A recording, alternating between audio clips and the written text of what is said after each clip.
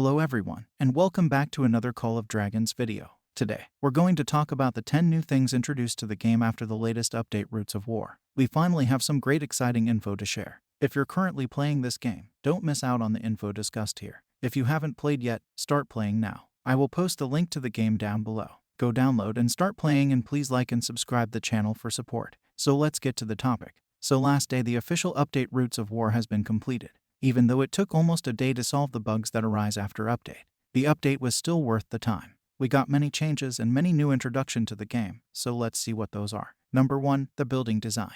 The first important thing that changed in the game was the designs and structures of buildings in the game. I think this applies only to the League of Order faction, not others. The whole building setup from the Hall of Order to that of the Augur Stone have changed the design. I would say I like this design even though the old one feel realistic compared to the new one. Here the design of College of Order feel very similar to one of the City Hall theme named Supreme Warrior. That was there in the Rise of Kingdoms. But not sure anyway. That's the first important thing that changed after the update. Number 2, event calendar. The next most important thing that got introduced to the game was the whole new event calendar section. This was one of the most helpful update done by the developers, because from now on we will get a clear idea of the events that going to happen in few days and get well prepared for that.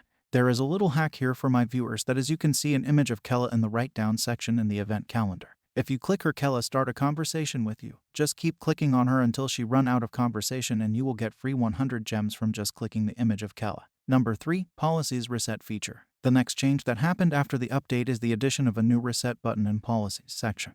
This is another one of the important thing that happened, because in previous version the policies section only get reset by 2 ways. Either you have to resurge to other region or you have to wait till the season get reset. By this, people who unknowingly choose wrong policies suffered to change back.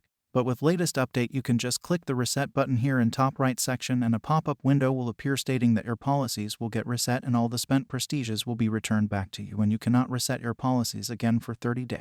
So even though they bring reset feature, they introduced a time limit to rest again. So if you want to reset, then just click confirm. Number 4, alliance logs. The next important thing introduced to the game is the alliance log feature. To see that, go to the alliance section, then click on the settings. You can see an alliance log section right below there. If you click on it, you will see 3 tabs showing the events, members, and the battles. Each section shows the things or activities that happened in the alliance. Like an event section, it shows the buildings or events that happened in alliance. The members section shows the people who left, joined, and kicked, and even the promotion of ranks here. The battle sections show the important battles that took place under the alliance, which is a good way to keep up with alliance activities. Number 5, alliance recruitment. The next introduction under alliance is the new option of alliance recruitment.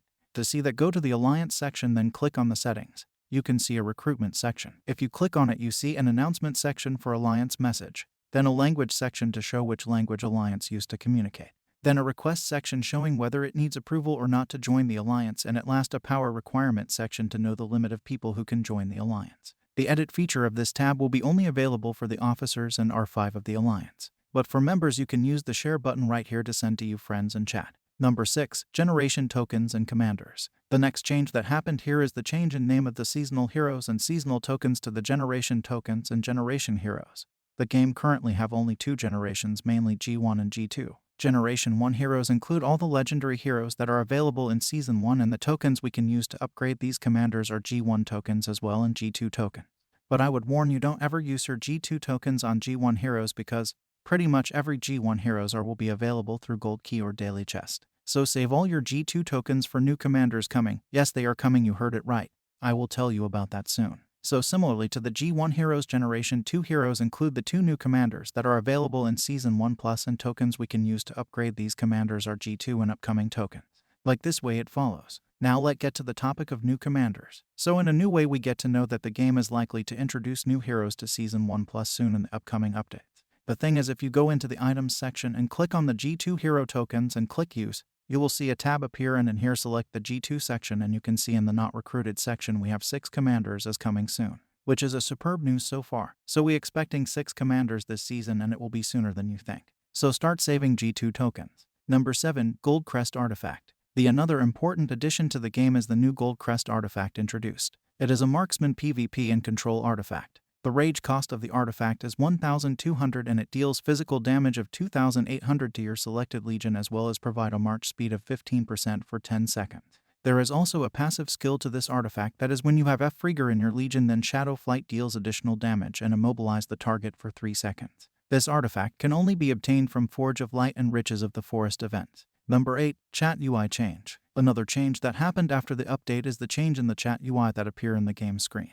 Also, they added the option to show you how many messages are there to read in each section of chats. UI section change can only be seen in PC. For mobile version it's same. Number 9. Star Auto Select feature. The next introduction is the Auto Select option available in the Commander screen while you upgrading your Commander stars, which will auto-select the pattern you first set to upgrade to continuously increase the star level, which make it easier for you to upgrade. Number 10. Roots of War game mode. Finally, the last important change that introduced is the new game mode Roots of War. If you go into the campaign section and click on Roots of War section, you will see a new tab with rules and some battle sync functions for the game mode. Let's go to rules first. We can skip the story section and go into the gameplay section and details, which is same as the gameplay sections I told in my last video, that is matchmaking, fighting and points. The important change in here is when you go into the overview section. It states that in order to qualify for the registration, your alliance must be in top 20 in your server power rank, and also your alliance should build at least 10 alliance tower, which is an interesting criteria to participate. The next important thing here is alliance officers or leaders can select a team of 30 members and 10 substitutes for the event. But the member who is selected should be having level 16 Hall of Order. Also, members should join alliance before registration to participate. Going to the next section, that is buildings. We have 2 starting zones, Lucia and Yin. Then Lifestone, which is similar to Arc, but the change here is we have 3 Lifestone pedestals, and the stone will appear in any one of them during the game, and you have to strategically plan to capture and escort it, which is an excellent change and it is more strategical. I like it. Next one is the halls, which give huge points for occupying.